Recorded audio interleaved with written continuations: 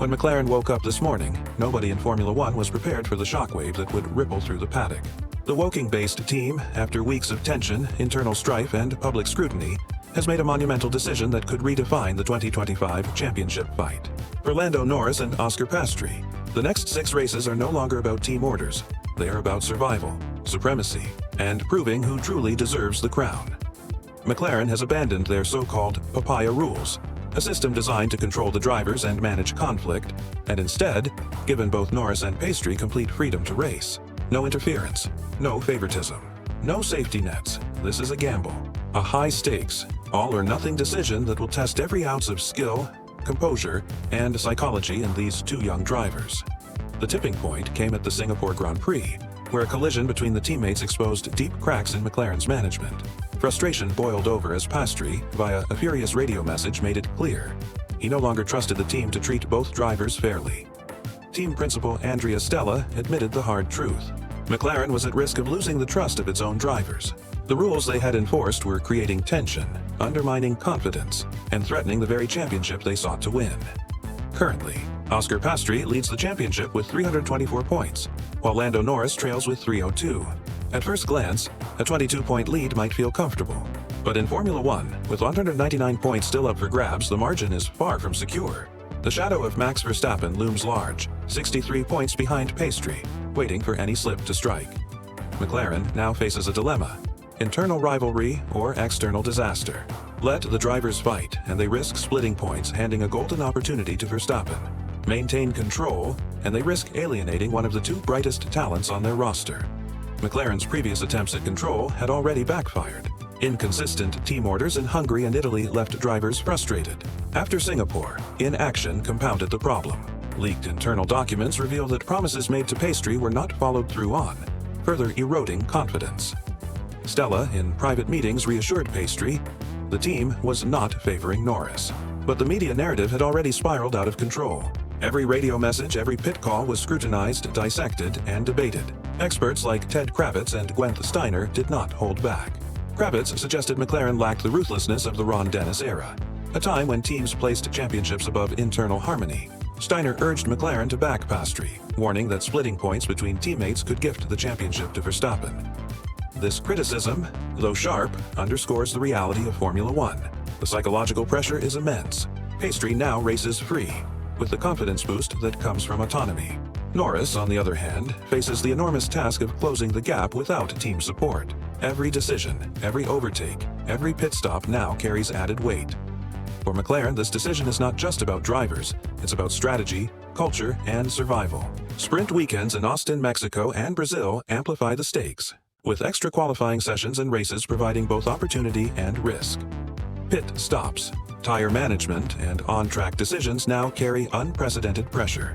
Any misstep could irreversibly affect the championship battle. By allowing their drivers to race freely, McLaren is implicitly saying, "We trust your ability to handle the title fight."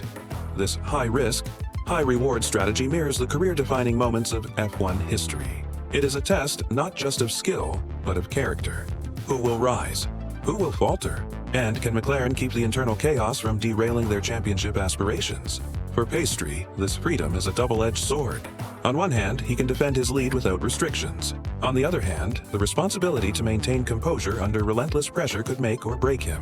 His manager, Mark Webber, has been a guiding force, pushing for fair treatment and drawing on experience from Red Bull's own internal rivalries.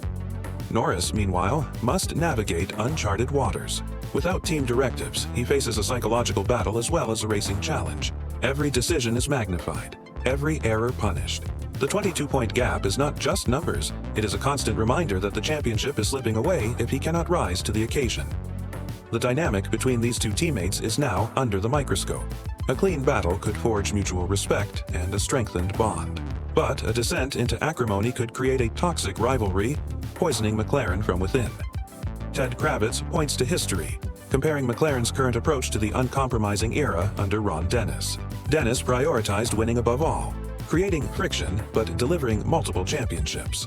Today, McLaren's leadership emphasizes harmony, but does it have the killer instinct to secure a title in 2025?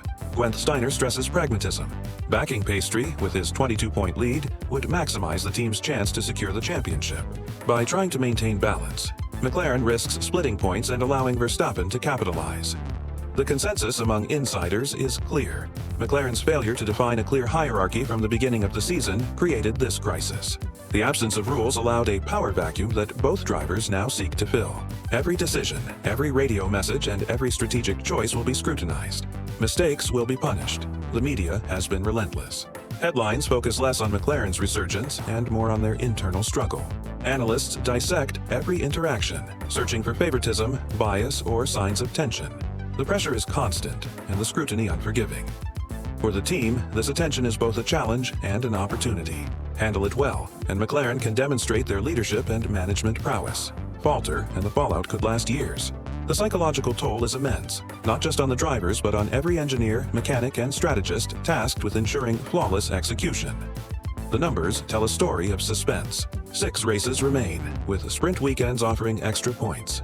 Piastri leads by 22, but Verstappen's 63-point deficit is far from insurmountable.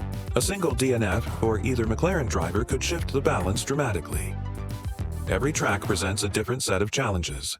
Tire degradation, pit strategy, weather conditions, and mechanical reliability all come into play.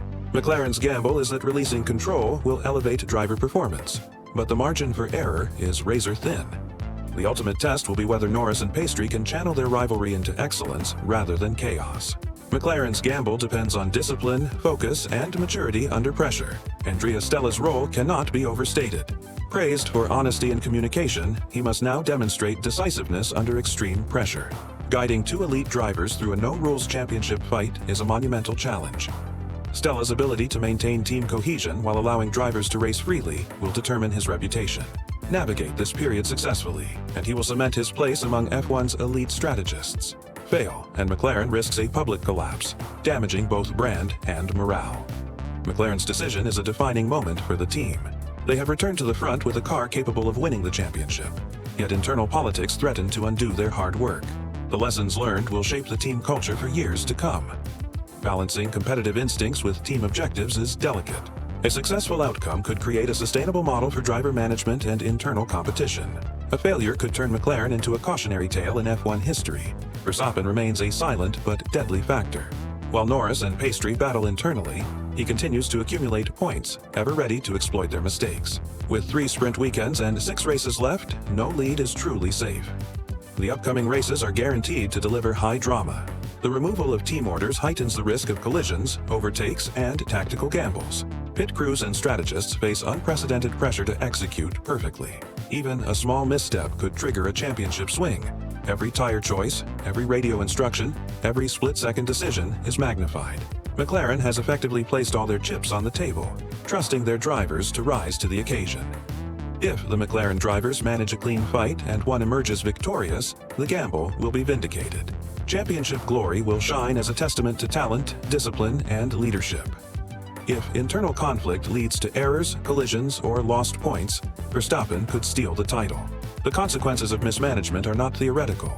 They are immediate, tangible, and potentially devastating. This scenario embodies the ultimate tension in Formula One: harmony versus ruthlessness, loyalty versus pragmatism, risk versus reward.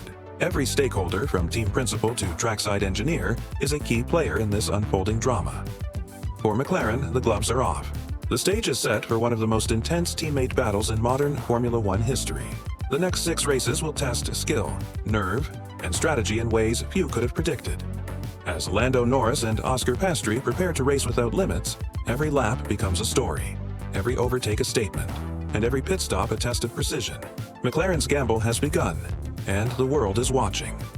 Will McLaren emerge stronger, proving that trust and freedom can drive a championship? Or will internal rivalry and external pressure crumble their hopes, handing victory to their rivals?